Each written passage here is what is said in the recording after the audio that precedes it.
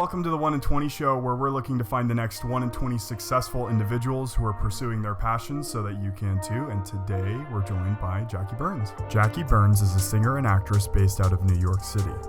She is most known for being the longest-running Elphaba in Wicked on Broadway. She's gone on to star in other shows including If Then on Broadway and many more. She's fresh off the Wicked revival tour, which landed at the iconic Pantages Theater in Los Angeles, among others. She is a kind-hearted and wickedly smart individual who has touched the lives of so many with her work and continues to do so to this day. Welcome to the show. Thank you. It's really exciting to have you out here. You're doing your little LA run right now. I am. You're a New York girl. New Yorker in the Yeah. big bad LA, learning traffic and timing. Yep. Which is always, honestly, still I feel like a piece of the puzzle, even if you've lived here your whole life. Really? Because, you have to leave. Dumb. Yeah. Because you have to leave at, 30, 45 minutes early sometimes if you want to get into LA and whatnot. Yeah. But what really specifically got you into theater? Because it's such a niche medium that not a lot of people pursue. True. Yeah. What got me into theater? As a little kid, I used to watch, you're probably way too young for this, Shirley Temple movies all the time. And I loved Shirley Temple movies. They were like my favorite. And I just always loved singing and dancing. And I started dancing at 3 years old. And I just always sang, much to my parents' chagrin, all the time. And I just always wanted to be on stage and be on Broadway. That was my lifelong dream. So I don't know. I always feel very, very, very fortunate in the fact that when I think about kids that are going into college and you're 16, 17 years old and you're having to decide what you're going to do with the rest of your life, it is an overwhelming task for a 16-year-old or 17-year-old. Yeah. It's like, hey, what do you want to, you've been on this earth for 16 years. Now what do you want to do with the rest of your life? That's crazy. Yeah. Most people have no idea. No idea. Right, That's a crazy pressure. And then you go to college and then you change majors because how do you know? And even then. Yeah, even then you still don't know. Like my little brother is 7 years younger than me and he changed.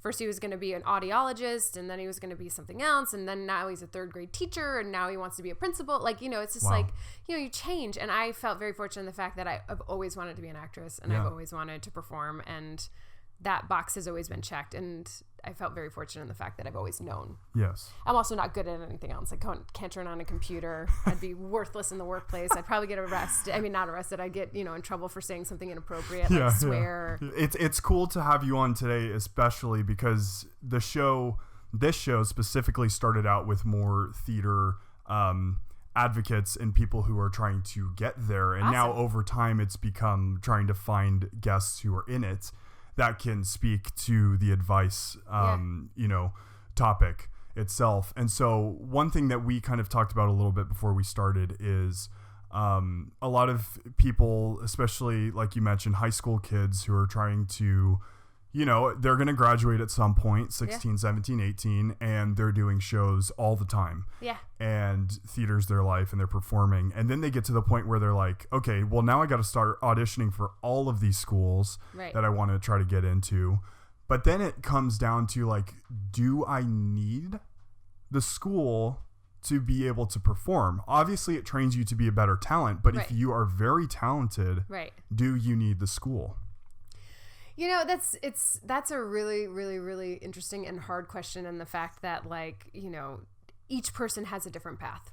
I do think that nowadays that youth does play on your side, especially with like the Dear Evan Hansons and the, there's just so many, Spring Awakening, but that was a while ago. But there is a lot of musicals geared now for youth.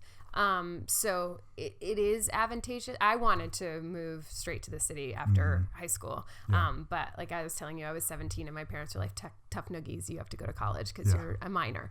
And I'm really glad I did, because you can always get better. But who's to say the life experience of going and auditioning is any less valuable than going to college? I think it's different strokes for different folks, right? Mm-hmm. So whatever feels right to you is what your best path is. And I think that you can always go to New York, audition for a year, and if you feel like you're not getting it and it's not working for you, then you can go to college, you know? So it just depends on what feels right to you. And that's so big because you mentioned earlier how much pressure is on somebody to make up their mind to get into a school or then to go work, like what career. You mentioned your brother. Something that's really interesting about that specifically is how now LA theater is becoming something so much better than it used to be, in the sense that you're getting more touring casts coming from New York. Pantages is always full, but now, you know, you have the Amundsen as well, and then they're adding the Dolby next year to the roster. How important, or maybe what's the difference in maybe trying to audition for shows that are coming to LA or touring the country versus shows that are you know, and coming right into Broadway? Because I think it's a similar game, but you know what I mean? Like Broadway being the bright lights, and then now this is a new developing field. True. It's like you have less here in LA than you do in New York. So in New York, you have Broadway, you have off Broadway, you have the NIMP festivals, you have workshops, you have labs, you have just like, you know, tons and tons and tons and tons of options. Still, there's never enough. There's, you know, I mean, only 2% of actors work, right? Which is crazy. But it's like coming here for TV and film, you have more TV and film here than you do in New York, although New York is getting a lot too as well. But I just feel that LA is a harder town to be in for theater. If you want to be on Broadway, it's going to be more advantageous for you to be in New York. Interesting. Because you're just going to have more opportunities. Well, and coming from you, that's cool to hear, because you've been able to work in that Broadway scene, which so few are able to do. I mean, I was thinking about this the other day. It really comes down to the hundreds, right? Where maybe the film world here in LA is tens of thousands of different crew and cast and everything like that. So the world is so small there. So small. And so, no, I mean, what you said is really good. I was just thinking about that. But let's get back to your story a little bit too. Wait, but what you were saying, is that really true in the fact that here, like just being here at the Pantages for the 9 weeks we were here, I had generals every day with different casting directors, and I couldn't believe how many casting directors I met. And my friends who have lived here for a really long time are like, Jackie, you haven't even touched the surface of how many casting directors there are here. Where in New York, you have like your main Telsey, Binder, Tara Rubin. Like you have a very, you know, there's like 5 major casting people that, you know, that cast everything. So and also the Broadway community, everybody really kind of knows each other. It is a very small niche, where here in LA it's so broad. So it's just a different feeling. Ironically, right? Broadway. Broadway. Ironically, it's like it's a different feeling. It's very weird. I mean, I'm just even thinking of the name and how, you know, I don't know like the origin of it, but the Broadway. Yeah.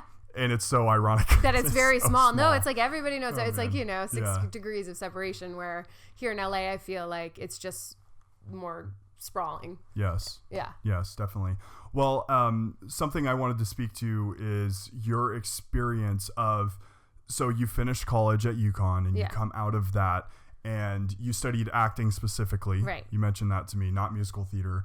What did you do? Like, you know, something that I even think about. We're thinking about that right now, like graduating college. What is that next step? Right. And it's daunting, and especially in this field. So what was your next step that you took? Did you go write an audition? Did you take a break? Like, how did it go? So I was really lucky in the fact that I went to a college that had equity-based contracts. So as a union performer, you have to be union to be on Broadway, right? Sure. The actors equity, like SAG here, there's actors equity. Yes.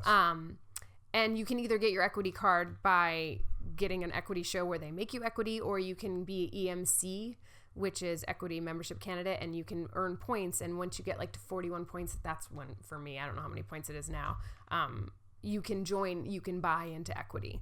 Okay. So I went to school where they had equity contracts, so I got weeks. So when I graduated from college, I could get my equity card. Got it. Which was great to have that option. Mm-hmm. I chose not to get my equity card because I felt that I needed a chance to go and audition for non-union and equity, so that way I had a bigger horizon of, what I could audition for. I ended up actually not taking any non-equity gigs that I got. I got like the non-equity First National Tour of Hairspray and Urban Cowboy and like these shows, Starlight Express, and I didn't take any of them because it was just the money wasn't that great. I made more money waitressing. And I wanted to be in the city. I wasn't ready to tour yet and do like one-nighters. That didn't really spark my cup of tea. Wasn't for me. And but then once I decided to take myself seriously and go equity, I worked ever since. So I was very lucky in that respect. I also was really lucky in the fact that I went to school where there were no showcases, which is really hard. So like major schools that have major musical theater or acting, like a Juilliard, NYU, Carnegie Mellon, Michigan, all them, they have these equity showcases where the casting directors and agents and managers come in and you can get, an agent or a manager from that, which is wonderful. I didn't have that luxury. So I was really lucky in the fact that I went to a non-equity open call for an equity show, and the casting director called me that night and was like, "You're really special. You're gonna get a call back. You should be on Broadway, and why don't you have an agent? I'm gonna help you." And I was like, "Really? Thank you so much. That's so nice." Yeah. So I was really, really lucky and got an agent because the casting director called an agency. They met with me, and that's kind of how my career started, which I'm really lucky. I also didn't start my career till really late because I did move to the city, but because I went to school for straight acting, I hadn't really been around a lot of musical theater energy, which is different energy than I was used to.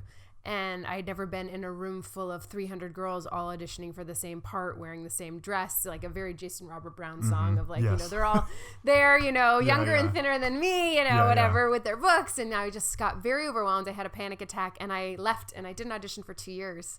And I just was in the city waitressing and like hanging with my friends. And it wasn't until my best friend from college, who's not an actor, came home one day with a backstage. She didn't even know what it was, and so cute, and was like, "You can't come out with us unless you audition today for this Tokyo Disney." Wow. Right? And I was like, "No," and she was like, "Yes," and I was like, "Fine, I want to go out, so let me audition for this." And so that was my first job, as I auditioned for this Tokyo Disney in Japan, and got that at 23, which was really fun. I never really liked the city. Also, when I first moved to New York is an insane beast, and I'm from Connecticut in this really rural town with trees and water, and so moving to this concrete jungle was very overwhelming to me.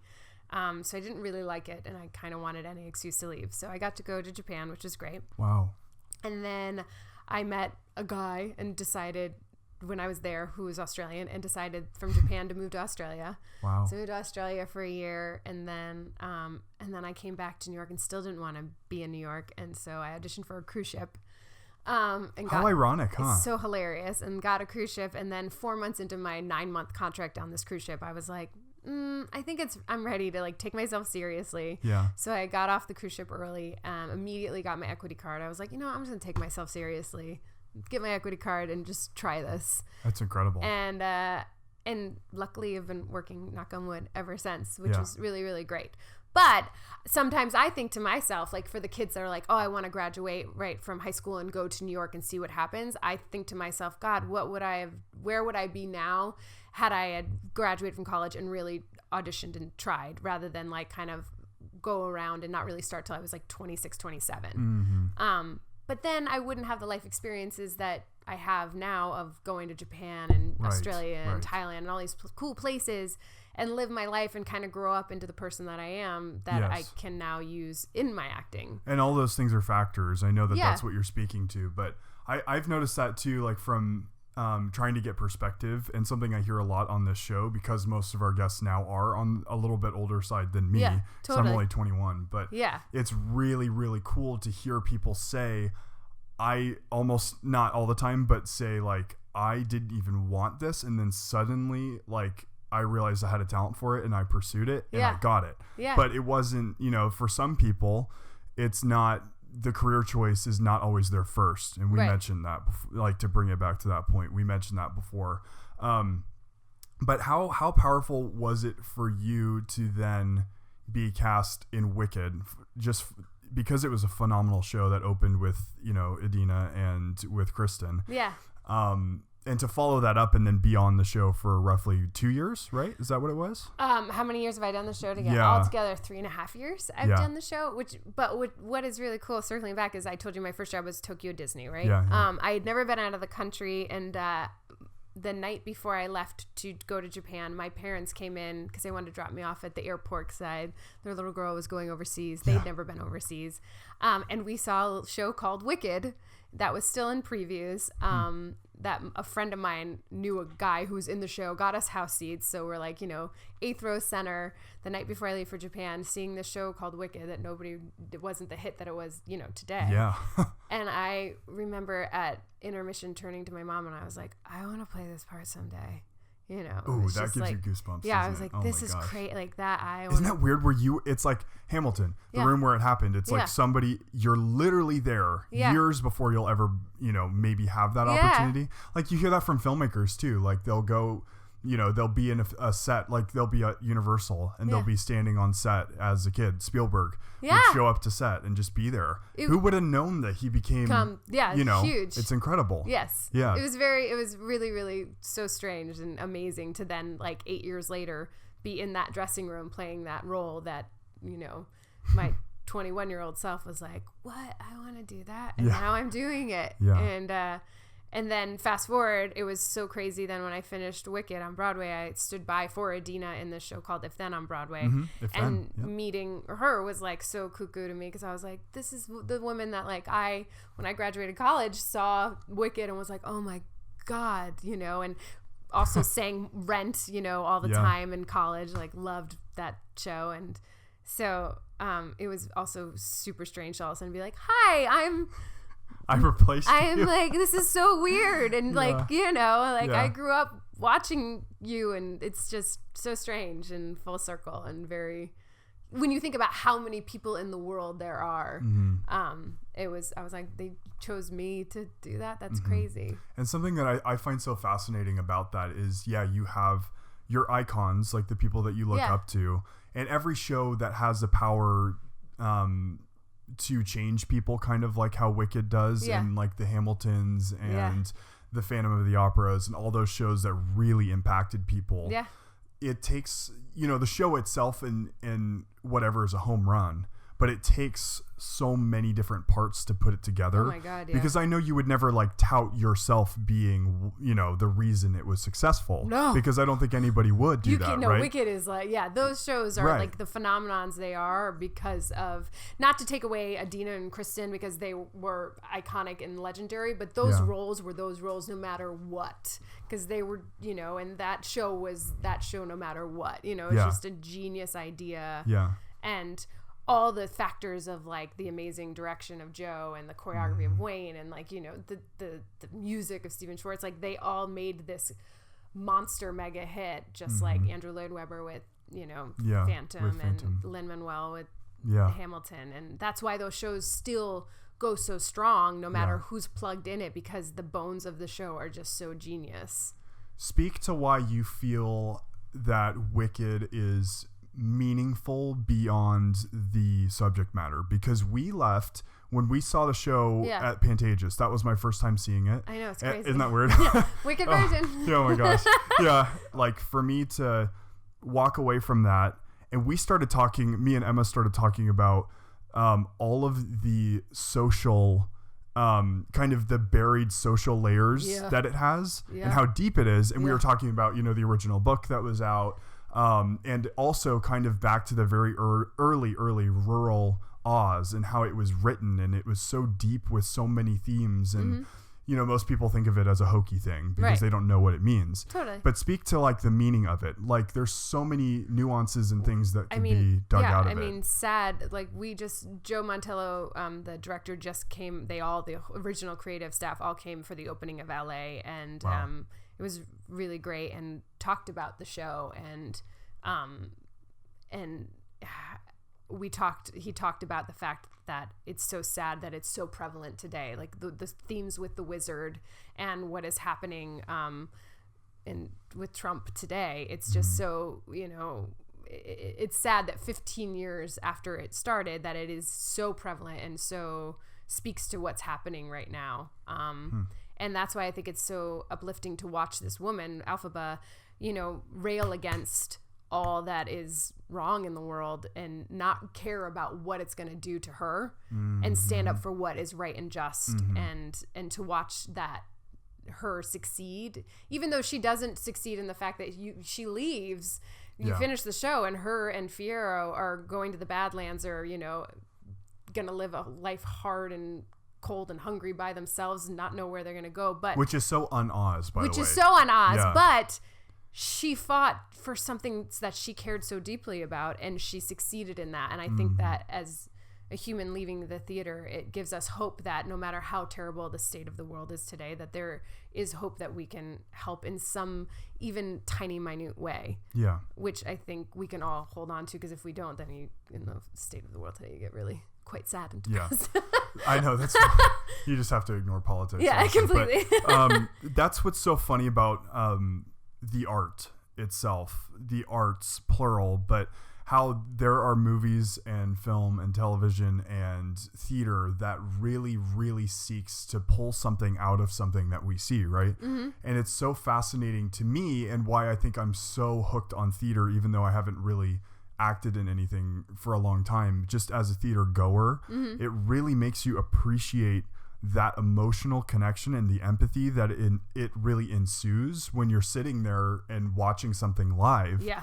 It's so different than TV film, even though it can really have an impact on you. Absolutely. I think what's so special about theater is that, yes, you're doing the same show 8 times a week, but it will never be the same performance as you're seeing in that night. And I think that's what's so important and fun for an audience member and for us as a performer, is that special bond between the audience and actor is different every single night. Sure. And you know that you'll never see the same performance, again.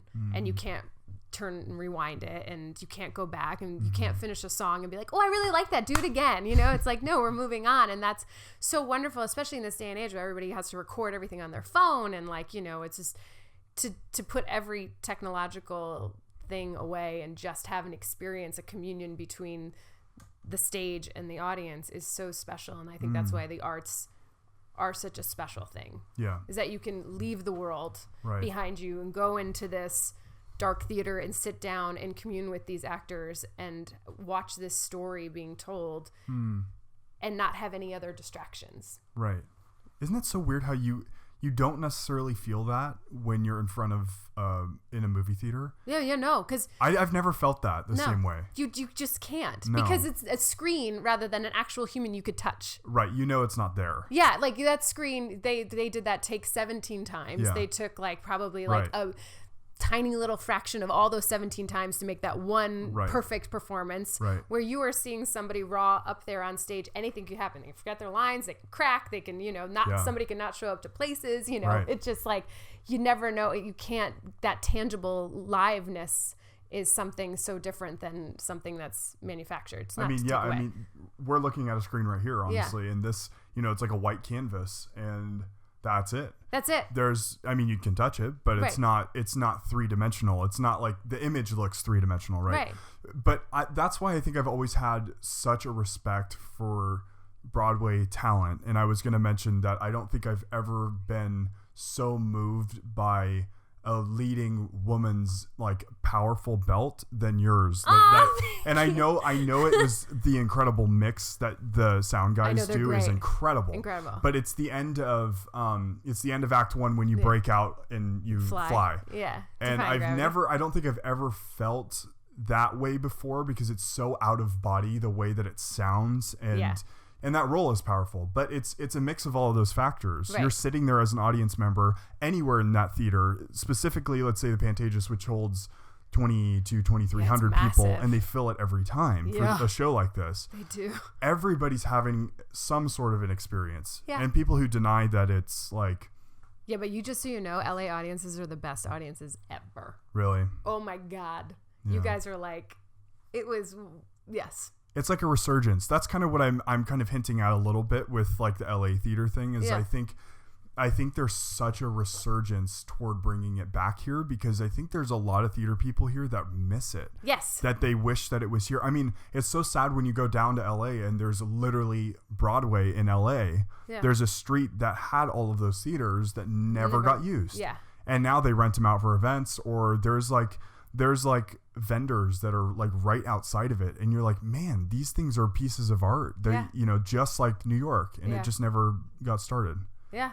So sad. Yeah, and you're also in a town where everybody is super artistic and creative. Right. But yet they're starved for that live communion. Is the only way I can say it. It's just because it really is. I mean, each audience changes how you play the show as well. Like, there are certain cities that you go in and, it's a very reserved crowd, and you as an actor can't help but be like, especially like a poor Glinda, like my counterpart Glinda is comedy, and to not have that ping pong of the audience laughing with you, you're constantly left to be like, oh God, I suck. You know what I mean? It's the same thing of like when a poor comedian goes out stand up and like they bomb because the audience isn't laughing, and then the second they don't start laughing, they get in their head and they get the flop sweat, and it's like, oh God, and you just kind of like watch everybody get in their head and and so it's interesting for actors.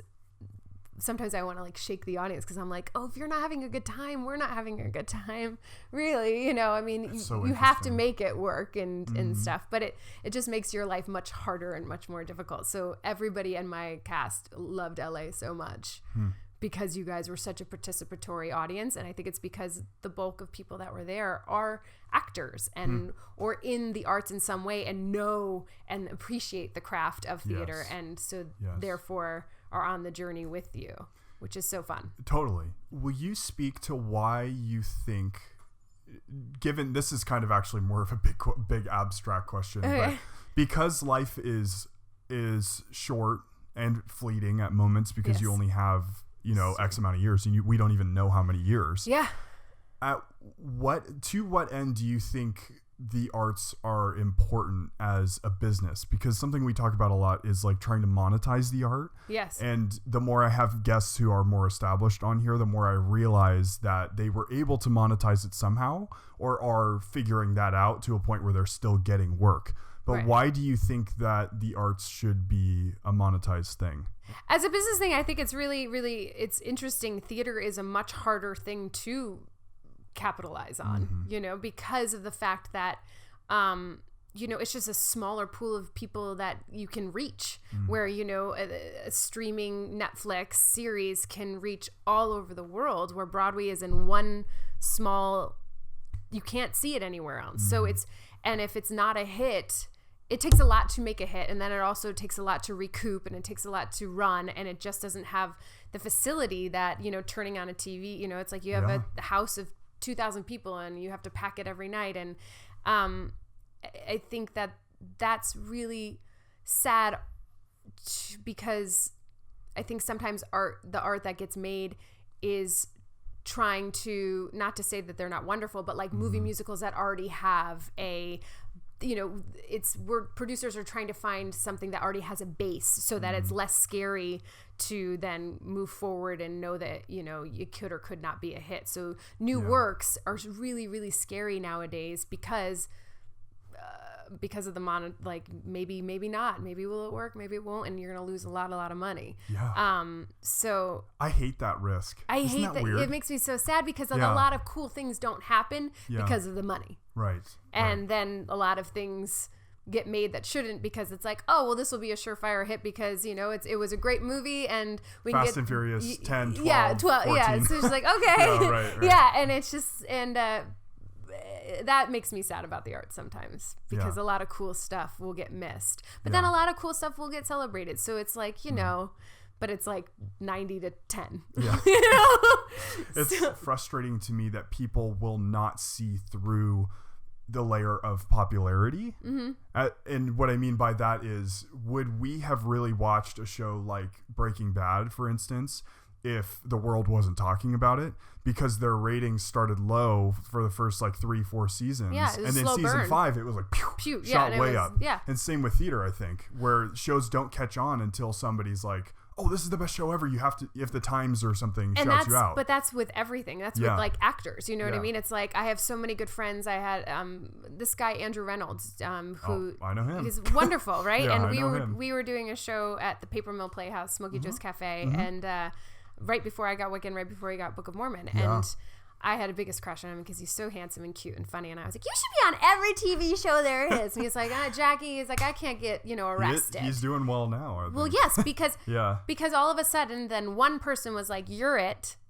He gets this great role in Book of Mormon, gets to sing on the Tonys. All of a sudden, he gets this mass exposure. And now he's going in for the same casting directors that wouldn't give him the time of day. And now they're like, hey, where did you come from? And he's like, been here this whole time.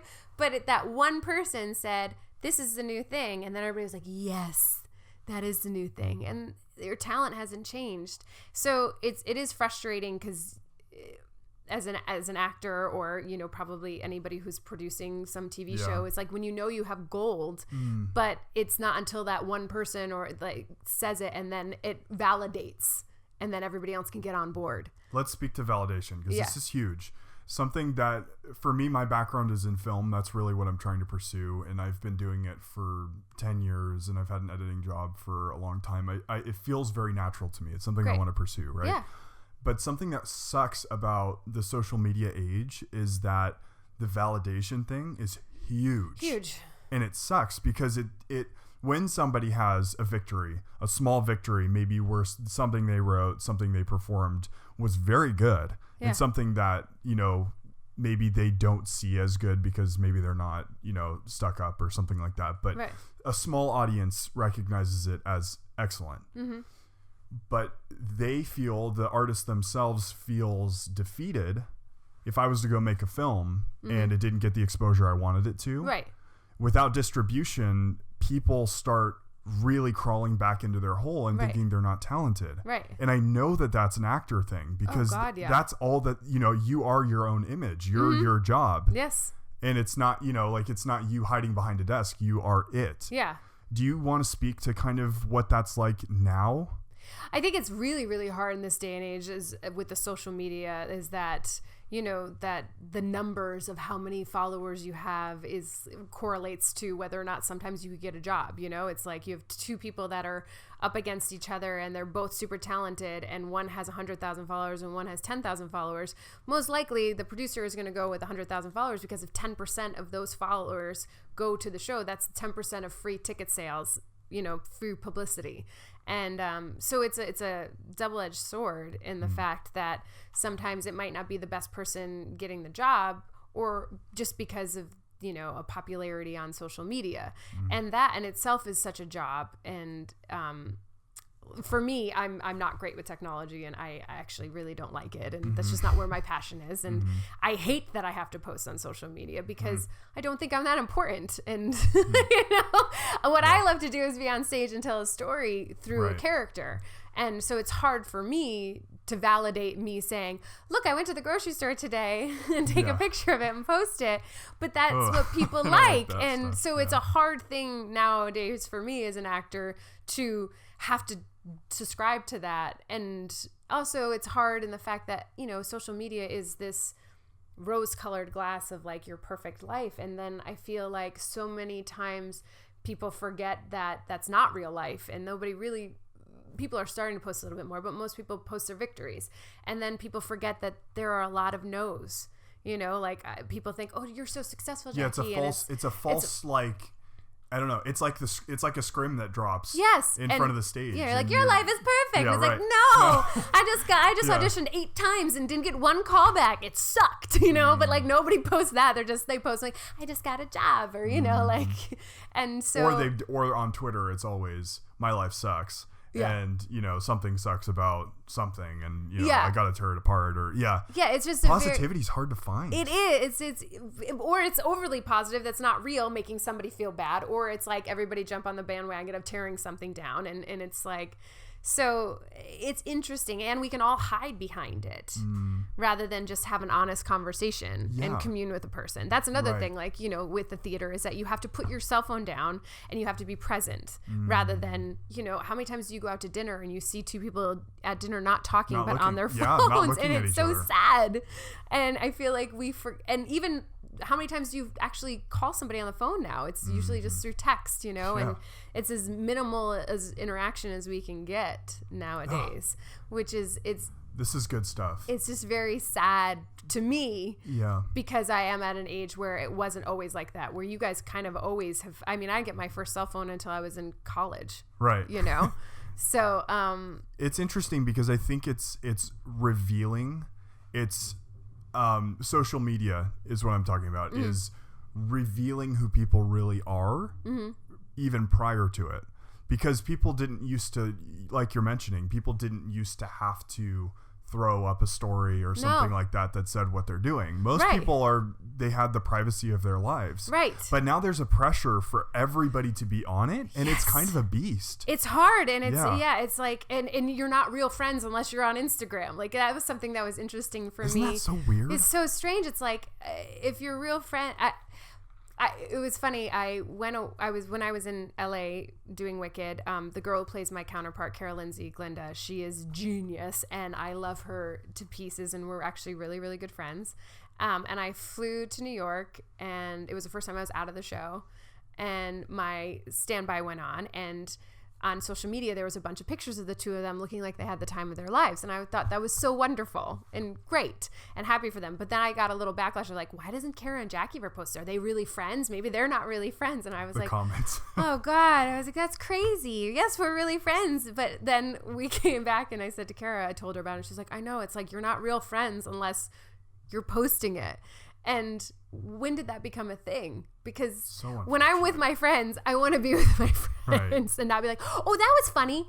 Can you repeat that? You know, and like actually have a genuine connection. So it's just, that's a hard thing that we all are having to figure out now. Yeah. Right? Yes. Is all humans. Yeah. Right? Because everybody has access to it. Everybody has access to it. And we also don't know how to just be anymore. I feel like I mean, I know that I have a hard time if I'm just like sitting. You never just sit. You're like, oh, let me look at my phone. I need something to distract me. And it's your go-to that way. Yeah. Oof. And so I think meditation now more than anything is so important because we don't ever disconnect anymore. Ever. So it's crazy.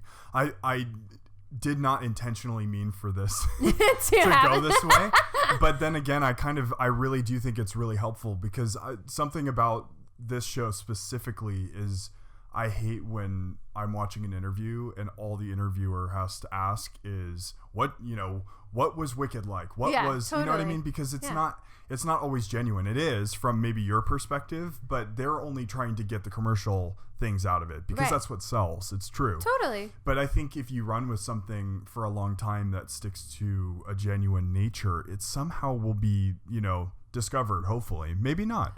Well, think about what we talked about is super relevant today is that we all don't know how to disconnect and struggle with how to disconnect and struggle with knowing how to balance being real and having to battle what the social media world needs and wants. Oh, the needs. Man, isn't that messed up? It's like, oh God, I need to post today because like if I don't, then I'll probably lose followers. And it's like, why am I thinking about that? You know what I mean? It's I so just crazy. think of it as a beast too. It's like technology's a beast itself. It is. And it's always changing and I finally get a grasp on it and then you're changing and updating and it's like, oh God, what is this? And Elon Musk was talking about how tech is eventually going to outrun us. And I don't know if you're like a conspiracy theorist that way, but I know some people are really like married to the thought that someday we will have no control of where tech goes because we'll make something so smart that it takes over. Yeah.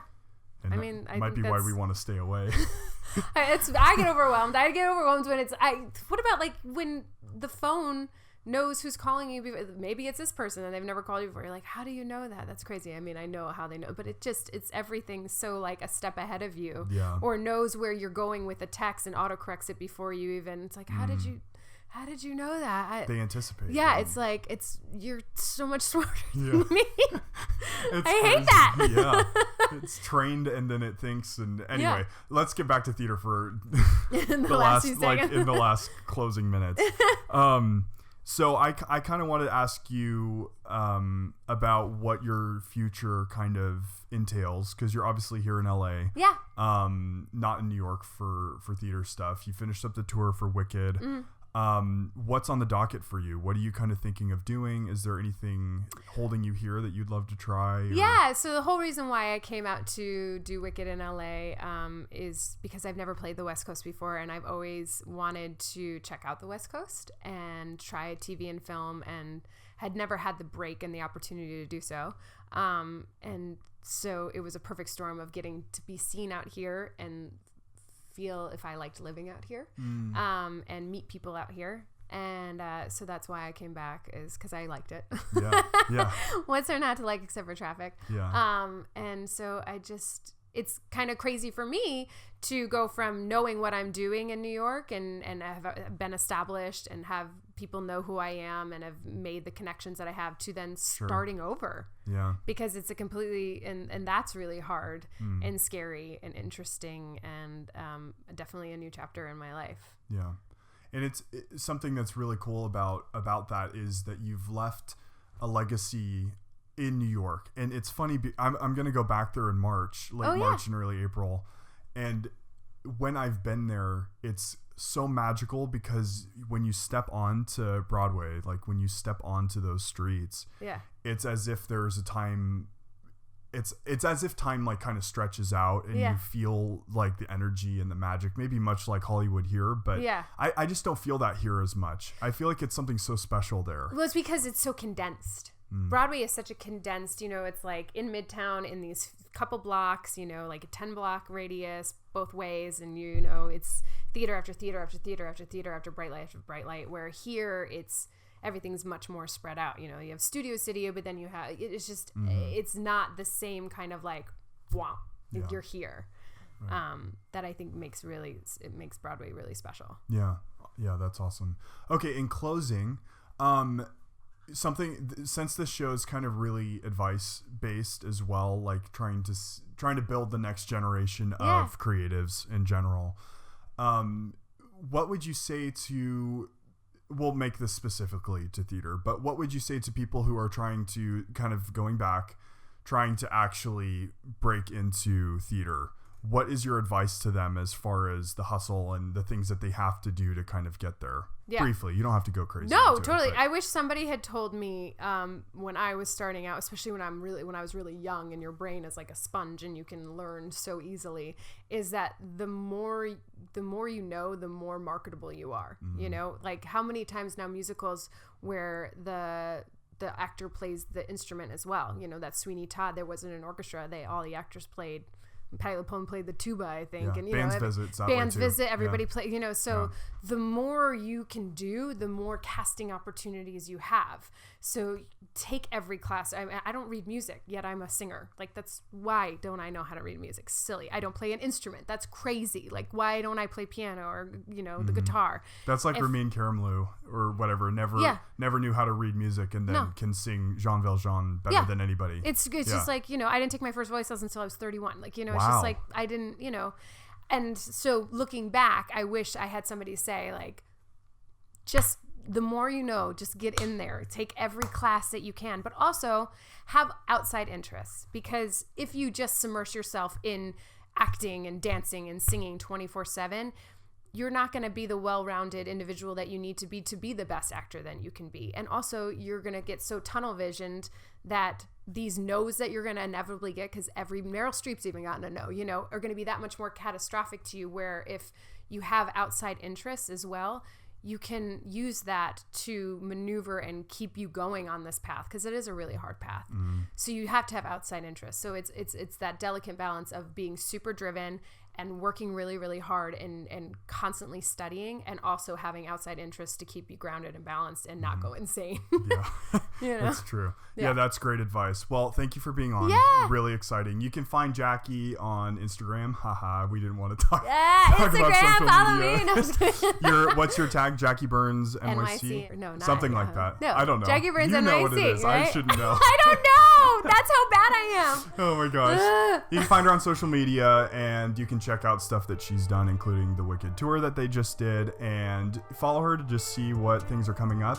Thank you for following us as well at 1 in 20 Show. I'll throw the tag up there. We're really excited. Every day is a new step, and every episode is another insight for everybody to kind of grow and learn about how to, get to where they want to be. So I hope this was encouraging, and we'll see you guys very soon.